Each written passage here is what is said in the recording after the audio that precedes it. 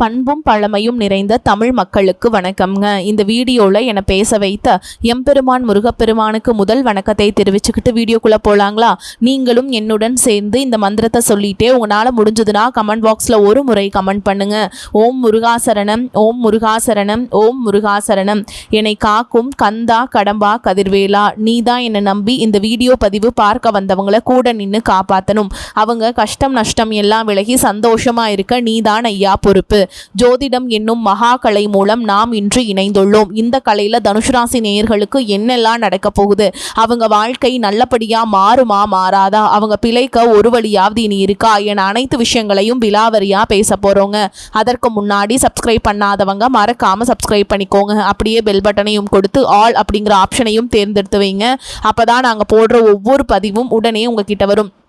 தனுஷ் ராசி அன்பர்களே, நேற்றைய தினத்திற்கு திரும்புவதில் எந்த பயனும் இல்லை. ஏனென்றால் அப்போது நீங்கள் வேறொரு நபராக இருந்தீர்கள். இந்த வரிகள் வெறும் சிந்தனை மட்டுமல்ல, இதுவே இன்றைய உங்களின் நிதர்சனம்.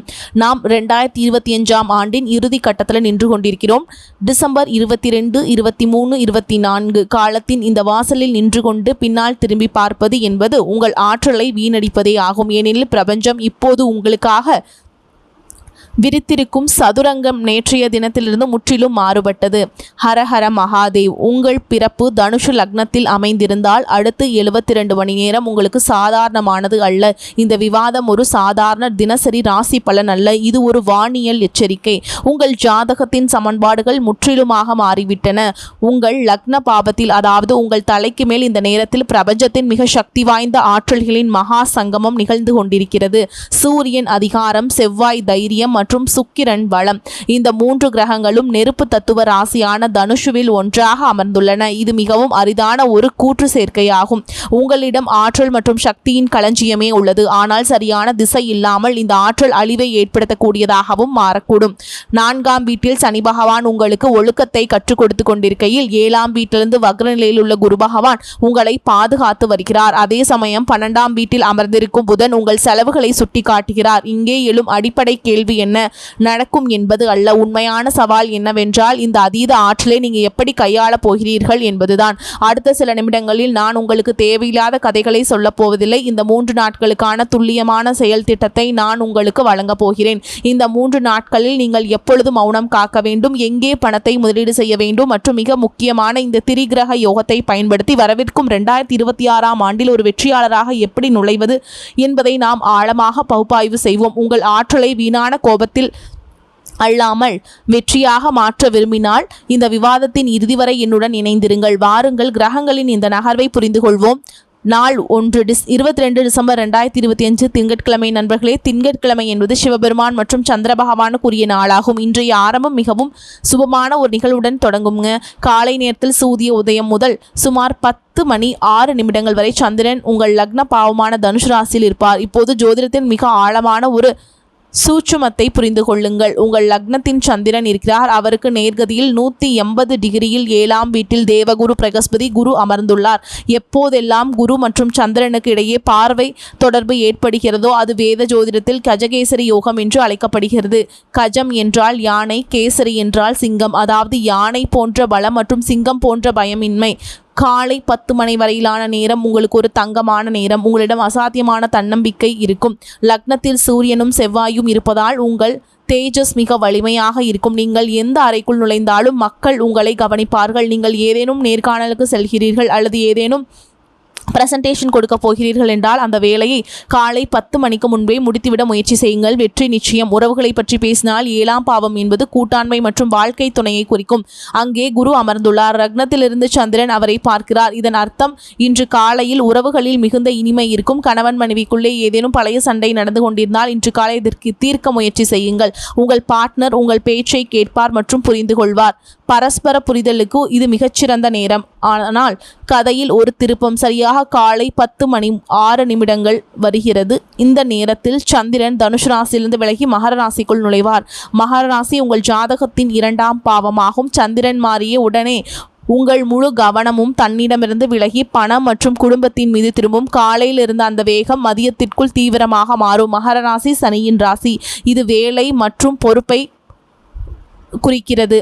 நீங்கள் திடீரென்று உங்கள் வங்கியிருப்பு சேமிப்பு மற்றும் நிலுவையில் உள்ள பில்களை பற்றி கவலைப்பட தொடங்குவீர்கள். தொழில் ரீதியாக இன்று கலவையான காலகட்டமாக இருக்கும். காலையில் ஒரு தலைவனை போல செயல்படுவீர்கள், ஆனால் மதியத்திற்கு பிறகு ஒரு கணக்காளரை போல் சிந்திப்பீர்கள். உங்கள் 12ஆம் வீட்டில் புதன் இருப்பதால் ஏற்றுமதி இறக்குமதி தொழில் செய்பவர்கள் அல்லது வெளிநாட்டு நிறுவனங்களுடன் தொடர்புடையவர்களுக்கு இன்று மதியத்திற்கு பிறகு நல்ல செய்திகள் கிடைக்கலாம். ஆனால் உள்ளூர் வியாபாரம் செய்பவர்கள் சற்று போராட வேண்டியிருக்கும்.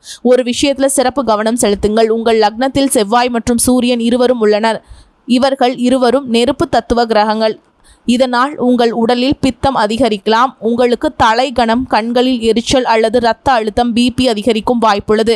எனவே இன்று காரமான உணவுகளை குறைத்து தண்ணீர் அதிகமாக குடிக்க வேண்டும். கோபத்தை தவிர்க்க வேண்டும், ஏனெனில் இதில் உங்கள் ஆரோக்கியத்தை உடனடியாக பாதிக்கும். இன்று விநாயகர் சதுர்த்தி அப்படின்லாம் இருக்குது அப்படின்னு நினச்சிங்கன்னா அது விக்னங்களை அளிக்கும் விநாயகர் பெருமானுக்கான நாளுங்க. ஒவ்வொரு சதுர்த்தி தினங்கள் ஓகேங்களா. ஏதேனும் வேலை வெகு நாட்களாக தடைபட்டிருந்தால் நீங்கள் விநாயகர் பெருமானுக்கு 21 அருகம்புல்லை சாற்றுங்கள். காரிய வெற்றி பெறுவதற்கான வழி திறக்கும்.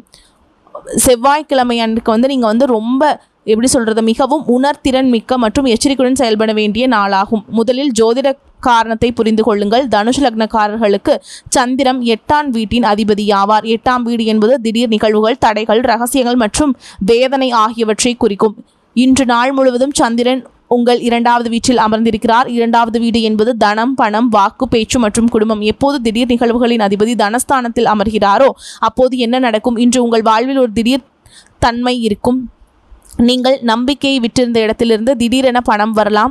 நீண்ட நாட்களாக சிக்கியிருந்த பழைய பேமெண்ட் திடீரென கிளியர் ஆகலாம். ஆனால் அதே அளவு திடீர் செலவுக்கு வாய்ப்புள்ளது. வீட்டில் ஏதேனும் பொருள் பழுதாகலாம் அல்லது மருத்துவ செலவு வரலாம். எனவே இன்றைய தினம் உங்கள் பைக்கு ஒரு ஜிப் போட்டு கொள்ளுங்கள். யோசிக்காமல் எதையும் வாங்காதீர்கள். இன்று கிரெடிட் கார்டை பயன்படுத்துவதை தவிர்க்கவும். 2வது வீடு நமது பேச்சையும் குறிக்கிறது. இங்கே அஷ்டமாதிபதி அமர்வதும் அது சனியின் வீடாக இருப்பதும் உங்கள் பேச்சை கசப்பாகவோ அல்லது கடுமையாகவோ மாற்றலாம். இன்று நீங்கள் விரும்பாமலேயே எதிரில் இருப்பவரை அம்பு போல் தாங்கும் வார்த்தைகளை பேச நேரிடலாம். லக்னத்தில் செவ்வாய் இருப்பதால் கோபத்தில் பேச்சை வளர்க்கவும் வாய்ப்புள்ளது. சாப்பாட்டு மேஜையிலோ அல்லது குடும்ப கூட்டத்திலோ பழைய பிரச்சனைகளை கிளற வேண்டாம். ஒரு சிறிய விஷயம் மிகப்பெரிய சண்டையாக உருவெடுத்து அது சண்டையாக மாறக்கூடும். இன்று உங்கள் மௌனமே உங்களின் மிகப்பெரிய ஆயுதம். இன்று சந்திரன் திருவோண நட்சத்திரத்தில் இருப்பாருங்க. திருவோணம் என்றால் கேட்பது என்று பொருள். இந்த நட்சத்திரம் நமக்கு தரும் சிக்னல் என்னவென்றால் இன்று பேசுவதை விட்டு கேட்பதில் அதிக கவனம் செலுத்துங்கள். நீங்கள் இன்று ஒரு சிறந்த கேட்பவராக இருந்தால் பல பிரச்சனைகளிலிருந்து தப்பிப்பீங்க. மாணவர்களுக்கு இன்றைய நாள் சற்று சவாலாக இருக்கலாம். மனதின் ஒருமைப்பாடு குறையலாம். மனம் அடிக்கடி அலைப்பாயும். நீங்கள் படிப்பது போல் தோன்றும், ஆனால் மனதில் வேறு ஏதோ ஓடிக்கொண்டிருக்கும். எனவே இன்று படிக்க உட்காரும் முன் 5 நிமிடங்கள் ஓம் என்று உச்சரித்துவிட்டு பிறகு படிப்பை தொடங்குங்கள். ஒரு நல்ல வாய்ப்பாக அது அமையும். நல்ல மனப்பாடமாகுங்க. காலை 5:32 முதல் 7:08 வரை நீங்கள் சர்வ சித்தி யோகம் உள்ளது. இது பிரம்ம முகூர்த்த நேரம். இந்த உங்களுடைய வாழ்க்கைக்காக ஏதேனும் பெரிய முடிவை எடுக்க விரும்பினால் அல்லது நீண்டகால இலக்கை நிர்ணயிக்க விரும்பினால் காலையில் சீக்கிரம் எழுந்து இந்த நேரத்தை பயன்படுத்தி கொள்ளுங்கள். இந்த நேரத்தில் எடுக்கப்படும் முடிவு எதிர்காலத்தில் வர பிரசாதமாக அமையும். ஓகேங்களா. அதே மாதிரி புதன்கிழமைக்கு எப்போவுமே உங்களுக்கு ஒரு பெரிய மாற்றத்திற்கு சாட்சியாக அமையும். பகல் நேரத்தில் அதாவது காலை முதல் மாலை 7:45 வரை சூழ்நிலைகள் நேற்றைய தினத்தை போலவே இருக்கும். சந்திரன் மகர ராசியில் இருப்பாருங்க. அதாவது நாள் முழுவதும் நீங்கள் அதே வேலைகளை செய்ய வேண்டும். வங்கி பணிகள், குடும்ப சந்திப்புகள் மற்றும் வழக்கமான வேலைகள் இதெல்லாமே இருக்கும். விருப்பங்கள் நிறைவேறும் நாளாக கருதப்படுகிறது. எனவே பகலில் நிலுவையில் உள்ள வேலைகளை முடிப்பதில் கவனம் செலுத்துங்கள். ஆனால் உண்மையான ஆட்டம் மாலை 7:46 தொடங்கும். இந்த நேரத்தில் சந்திரன் மகர ராசியிலிருந்து விலகி கும்பராசிக்கு நுழைவாருங்க.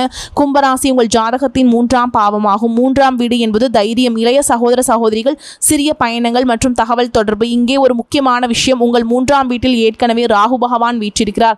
மாலை நேரத்தில் சந்திரன் 3ஆம் வீட்டிற்கு வந்த உடனேயே அவர் ராகுவை சந்திப்பார். ஜோதிடத்தில் இதை கிரகண தோஷம் என்று சொல்வார்கள். ஆனால் 3ஆம் வீட்டில் ராகு மிகவும் பலம் வாய்ந்தவர். இந்த சேர்க்கை ஒரு வெடிக்கும் ஆற்றலை உருவாக்கும். கடந்த 2 நாட்களாக நீங்கள் உணர்ந்த பாரம், சோம்பல் அல்லது சலிப்பு இரவு 8 மணிக்கு மேல் மாயமாக மறைந்துவிடும். வாருங்கள் ஏதாவது செய்வோம் என்று உங்களுக்கு திடீரென தோன்றும். நண்பர்களுக்கு ஃபோன் செய்வீர்கள். சமூக வலைதளங்களில் எப்படி சொல்றது ஆக்டிவ் ஆவீங்க. சகோதர சகோதரன் வெளியே செல்லும் திட்டத்தை தீட்டுவீங்க. மூளை மிக வேகமாக வேலை செய்யும். நீங்கள் யூடியூபர், எழுத்தாளர் அல்லது மார்க்கெட்டிங் துறையில் இருந்தால் 24ஆம் தேதி அது ஜனவரி 24ஆம் தேதி இரவு உங்களுக்கு மந்திரம் போல வேலை செய்யும். ராகு இணையம் சந்திரன் மனம். உங்கள் மனதில் வைரல் ஆகக்கூடிய ஒரு கிரியேட்டிவ் ஐடியா தோன்றலாம். உங்கள் படைப்பாற்றலை இன்று இரவு பாய விடுங்கள். ஆனால் ராகு மாயை என்பதை நினைவில் கொள்ளுங்கள். இரவு நேரத்தில் யாரேனும் அறிமுகம் இல்லாத நபர்கள் உங்களுக்கு கவர்ச்சிகரமான வாய்ப்பை வழங்கினால் அதை உடனடியாக நம்ப வேண்டாம். ராகு உங்களை நிதர்சனத்திலிருந்து விலக்கி அழைத்து செல்லலாம். மேலும் சந்திரன் ராகுவுடன் இருப்பதால் சிலருக்கு இரவில் பதட்டம் அல்லது தூக்கமின்மை பிரச்சனை ஏற்படலாம். அதிகமாக யோசிப்பதை தவிர்க்க வேண்டும். வரவிருக்கும் நாட்கள் உங்கள் காதல் வாழ்க்கைக்கு மிகவும் சிறப்பானவை. அதற்கான தயாரிப்பு இன்று மாலை முதலே தொடங்கிவிடும். இன்று இரவு உங்கள் துணையுடன் மனம் விட்டு பேச முடியும். தகவல் தொடர்பு இடைவெளி மறையும். ஆனால் கவனமாக இருங்கள். ராகுவின் தாக்கத்தால் எந்த பொய்யும் சொல்ல வேண்டாம். இல்லத்தரசிகளுக்கான சிறப்பு பகுதி. இப்போது நான் எனது வீடியோவின் ஒரு முக்கியமான பகுதிக்கு வருகிறேன். இது என் மனதிற்கு மிக நெருக்கமானது. இந்த பகுதி இல்லத்தரசிகளாக இருக்கட்டும், வீட்டின் அச்சாணியாக விளங்கும் என் தாய்மார்களுக்கும் சகோதர சகோதரிகளுக்கும் உரியது. பாருங்கள், பெரும்பாலும் ராசி பலனில் நாம் தொழில் மற்றும் வியாபாரம் பற்றி பெரிதாக பேசுகிறோம். ஆனால் வீட்டில் நிர்வாகம் எப்படி நடக்கும் என்பதை யாரும் சொல்வதில்லை. தனுஷ் லக்ன பெண்களுக்கு இந்த நேரம் மிகவும் முக்கியமானது. முதலில் ஒரு விஷயத்தை புரிந்து கொள்ளுங்கள். உங்கள் ஜாதகத்தின் 4ஆம் பாவத்தில், அதாவது வீடு மற்றும் சுகஸ்தானத்தில் சனி பகவான் அமர்ந்துள்ளார். இதன் அர்த்தம் தெளிவானது. கடந்த சில நாட்களாக வீட்டு பொறுப்புகள் உங்கள் மீது அதிகமாக உள்ளன. காலை முதல் இரவு வரை நீங்கள் உழைக்கிறீர்கள். ஆனால் உங்களுக்கு கிடைக்க வேண்டிய பாராட்டுகள் கிடைப்பதில்லை என்று நீங்கள் நினைக்கலாம். ஆனால் கவலைப்படாதீர்கள். இந்த 3 நாட்களில் கிரகங்களின் நிலை உங்களுக்கு எப்படி சாதகமாக உள்ளது என்பதை கேளுங்கள். டிசம்பர் மாதம் ஃபுல்லாகவே உங்களுக்கு நல்லாதாங்க இருந்திருக்கும்னு நினைக்கிறேன். ஆனால் இனிமேல் வரக்கூடியது இன்னும் வேறு லெவலில் சூப்பராக இருக்க போதுங்க. கஜகேசரி யோகம் உருவாகி சந்திரன் உங்கள் லக்னத்தில் இருக்கும்போது இந்த நேரம் உங்களுக்கு மாயாஜாலமானது. உங்கள் 7ஆம் வீட்டில் தேவகுரு பிரகஸ்பதி அமர்ந்துள்ளார். நீங்கள் உங்கள் கணவரிடம் ஏதேனும் கேட்க விரும்பினால், ஷாப்பிங் செய்ய விரும்பினால் அல்லது குழந்தைகளை பற்றி ஏதேனும் பெரிய முடிவு எடுக்க விரும்பினால் திங்கட்கிழமை காலை 10 மணிக்கு முன்பாக உங்கள் விஷயத்தை சொல்லிவிடுங்கள். உங்கள் கணவர் உங்கள் பேச்சை கேட்பது மட்டும் இல்லாமல் அதை ஏற்றுக்கொள்வார். வீட்டில் உங்கள் ஆதிக்கம் வலுவாக இருக்கும். அதே சமயம் டிசம்பர் 23 செவ்வாய்க்கிழமை சற்று நிதானமாக இருக்கணுங்க. ஓகேங்களா? சந்திரன் உங்கள் 2வது வீட்டில் அஷ்டமாதிபதியாக இருப்பார். இந்த நாளில் புகுந்த வீட்டினர் அல்லது நாத்தனார் ஆகியோருடன் வாக்குவாதம் ஏற்படுவதற்கான யோகம் உள்ளது. ஏதேனும் பல விஷயம் கிளறப்படலாம். எனது ஆலோசனை என்னவென்றால், செவ்வாய்க்கிழமை நீங்கள் சமையலறை பட்ஜெட்டிலும் கவனம் செலுத்த வேண்டும். திடீரென வீட்டில் ஏதேனும் பொருள் பழுதாகி உங்கள் மாத பட்ஜெட்டை சீர்குலைக்கலாம். இந்த நாளில் விவாதத்தில் ஈடுபடுவதற்கு பதிலாக உங்கள் வேலையில் மட்டும் கவனம் செலுத்துங்கள். உங்கள் மௌனமே வீட்டின் அமைதியை காக்கும். அதே மாதிரி எல்லா நாளுங்க புதன்கிழமை, எல்லா மாதத்துலேயுமே இந்த ஆண்டு ஃபுல்லாகவே வரக்கூடிய புதன்கிழமையில் மாலை சந்திரன் 3ஆம் வீட்டிற்கு வரும்போது அந்த நேரம் உங்களுக்கான தனிப்பட்ட நேரம், மீ டைம். கடந்த 2 நாட்களில் சோர்வுக்கு பிறகு புதன்கிழமை மாலை நீங்கள் லேசாக உணர்வீர்கள். அன்று மாலை வீட்டு வேலைகளை சீக்கிரம் முடித்துவிட்டு உங்கள் பழைய தோழி அல்லது சகோதரிக்கு ஃபோன் செய்யுங்கள் அல்லது பக்கத்து வீட்டில் யாரையாவது போய் பாருங்கள். இந்த சிறிய மாற்றம் உங்கள் மனநிலையை புத்துணர்ச்சியாக்கும். 4ஆம் வீட்டில் சனி இருப்பதால் வீட்டின் எதிர்மறை ஆற்றலை விரட்ட இந்த 3 நாட்களில் ஒரு சிறிய பரிகாரம் செய்யுங்கள். வீடு துடைக்கும் போது தண்ணீரில் சிறிதளவு கல்லுப்பு போட்டு கொள்ளுங்கள். இது உங்கள் வீட்டின் அனைத்து எதிர்மறை ஆற்றலையும் உறிஞ்சி குடும்ப சண்டைகளை முடிவுக்கு கொண்டு வரும். சுருக்கம் மற்றும் பரிகாரங்கள். நண்பர்களே, இதுதான் 72 மணி நேர கணக்கு. வாருங்கள், இதை சுருக்கமாக புரிந்து கொள்வோம். இப்போது நீங்கள் திட்டமிட முடியும். திங்கட்கிழமை வெற்றிக்கான நாள். குறிப்பாக காலை நேரம் கஜகேசரி யோகத்தை பயன்படுத்தி கொள்ளுங்கள். உங்கள் கடினமான வேலையை காலையில் 10 மணிக்குள்ளே முடிச்சிருங்க. அதே மாதிரி செவ்வாய்க்கிழமை இது கட்டுப்பாடு, செல்ஃப் கண்ட்ரோல் காக்க வேண்டிய நாள். இது சம்பாதிக்கிறதுக்கான நாள் அல்ல, சேமிப்பதற்கான நாள். இது பேசுவதற்கான நாள் அல்ல, மௌனமாக இருப்பதற்கான நாள். செவ்வாய்க்கிழமை நீங்கள் அமைதியாக இருந்துவிட்டால் நீங்கள் போரில் வென்று விட்டீர்கள். புதன்கிழமை இது மாற்றம் தருநாள். பகலில் சலிப்பு ஏற்படலாம். ஆனால் மாலை ஆக உங்கள் பேட்டரி சார்ஜ் ஆகிவிடும். உங்கள் ஆற்றல் சரியான திசையில் செலுத்துங்கள். மொத்தத்தில் தனுஷ் லக்னக்காரர்களுக்கு இந்த நேரம் அதிர்ஷ்டமானது. ஒரே நிபந்தனை என்னவென்றால், உங்கள் வாக்கையும் கோபத்தையும் கட்டுப்பாட்டில் வைத்திருக்க வேண்டும். ஏனென்றால் லக்னத்திற்கு அமர்ந்திருக்கும் செவ்வாய் உங்களை ஏதேனும் தவறு செய்ய வைக்கலாம். நண்பர்களே, பிரச்சனைகள் கிரகங்களால் வருகின்றன என்றால் அதற்கான தீர்வுகளும் நம் வேதங்களிலும் புராணங்களிலும் உள்ளன. இந்த நாட்களை சிறப்பான நாட்களாக மிகவும் எளிமையான மற்றும் சாத்வீகமான சில பரிகாரங்களை சொல்கிறேன். இவற்றை அவசியம் செய்யுங்கள். பரிகாரம் 1, உங்களுக்கு சதுர்த்தி அன்னைக்கு நீங்கள் என்ன பண்ணுறீங்கன்னா, விநாயகர் பெருமானுக்கு நீங்கள் ஏதாவது அபிஷேக ஆராதனைகள் உங்களால் முடிஞ்சது, அபிஷேகத்துக்கு தேவையான பொருட்களை எல்லாம் வாங்கி கொடுங்க. அதே மாதிரி 108 முறை ஓம் கம் கணபதியே நமக அப்படிங்கிற மந்திரத்தை நீங்கள் சொல்லுங்கள். இது உங்கள் வேலையில் வரும் கண்ணுக்கு தெரியாத தடைகளை உடைக்கும். பரிகாரம் 2, சூரியனுக்குங்க. உங்கள் லக்னத்தில் சூரிய பகவான் அமர்ந்துள்ளார். ஆரோக்கியம் நன்றாக இருக்க அவரை வலுப்படுத்துவது மிகவும் அவசியம். தினமும் காலையில் குளித்த பிறகு நீங்கள் ஒரு சொம்புல தண்ணீர், குங்குமம் மற்றும் கொஞ்சம் அரிசி போட்டு சூரிய பகவானுக்கு நீங்கள் அர்ப்பணம் செய்யுங்கள். நீர் விடும் பொழுது ஓம் சூரிய பகவானை போற்றி போற்றி அப்படிங்கிற மந்திரத்தை சொல்லுங்க. இது உங்களை தேஜஸை அதிகரிக்கும். பரிகாரம் 3, வாக்கு தோஷ நிவர்த்தி.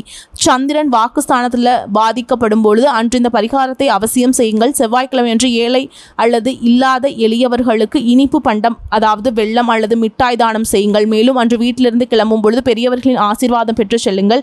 நண்பர்களே, இறுதியில் நான் இதை மட்டும் சொல்வேன். கிரகங்களும் நட்சத்திரங்களும் தங்கள் வேலையை செய்யும், அவை தங்கள் தாக்கத்தை ஏற்படுத்தும். ஆனால் இறைவன் மனிதனுக்கு கர்ம செயல் என்ற சக்தியை கொடுத்துள்ளார். உங்கள் கர்மா சுத்தமாக இருந்தால், உங்கள் நோக்கம் தெளிவாக இருந்தால் மற்றும் நீங்கள் உழைக்க பயப்படாவிட்டால் உலகின் எந்த கிரகமும் உங்களுக்கு தீங்கு செய்ய முடியாது. இந்த நாட்கள் உங்களுக்கு மங்களகரமானதாக அமையட்டும். இதுவே என் பிரார்த்தனை. இந்த விரிவான பகுப்பாய்வு உங்களுக்கு பிடித்திருந்தால், எங்களின் இந்த முயற்சி உங்களுக்கு பிடித்திருந்தால் இந்த வீடியோவை அவசியம் லைக் செய்யுங்கள்.